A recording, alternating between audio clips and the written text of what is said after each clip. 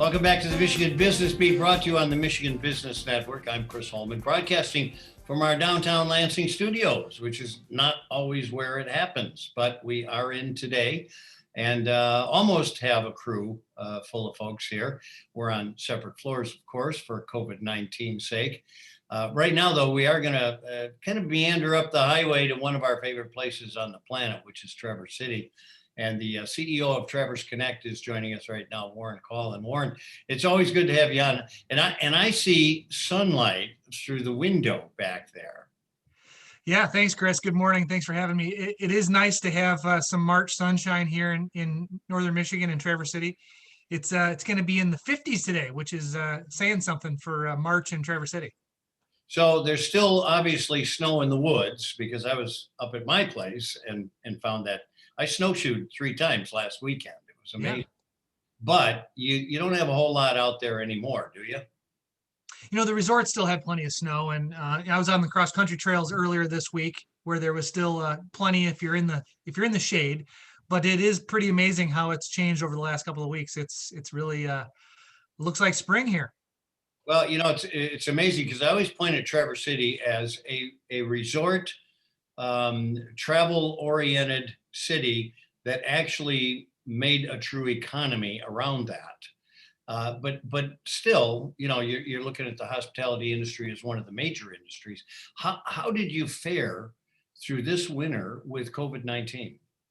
You know, overall, Chris, better than what we might have hoped earlier. You know, last year as we looked at what could have been a pretty bleak winter. The travel continued to be a highlight, and frankly, a lot of people continued to make their way up north. The resorts were busy. The snowmobile trails were busy when there was snow available, and so it really did turn out to be a pretty good winter overall.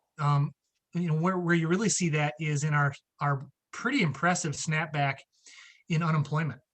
We went from, you know, last April having some of the highest unemployment in the state to now lower than the state average. So it's our talent struggles have quickly rebounded back to the forefront.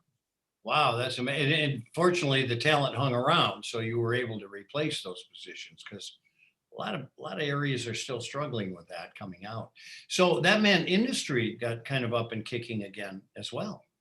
Industry got up and kicking. You know, we still have a lot of struggles. Obviously, Northern Michigan runs on small business, and those small businesses, whether it's the restaurants or the retail shops downtown, have had obviously a really tough time. We're still down from where obviously they'd want to be, but we do have you know, some success in the fact that manufacturing and agriculture has really continued at pace.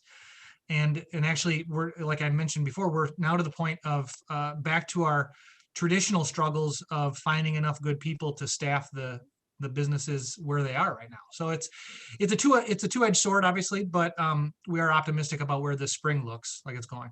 Well, business is a two-edged sword, so there's always, as you know, there's always something going on there. Anything new up there at Traverse Connect? Yeah, well, there's been a couple of things that we're working on here internally.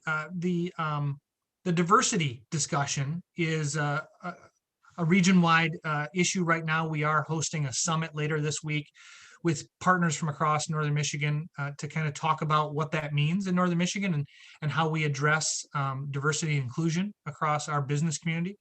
So that's one item that's new. The other thing is, again, rebounding back and having this talent shortage. Our talent attraction efforts are now into high gear, and we're having a lot of success getting people from the West Coast and the East Coast start looking at, hey, maybe this isn't a bad place to be year round.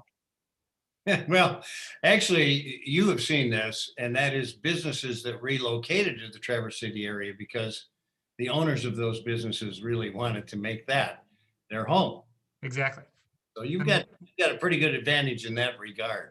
How are you anticipating now? We've got the administration of the vaccinations. Things are really starting to turn around.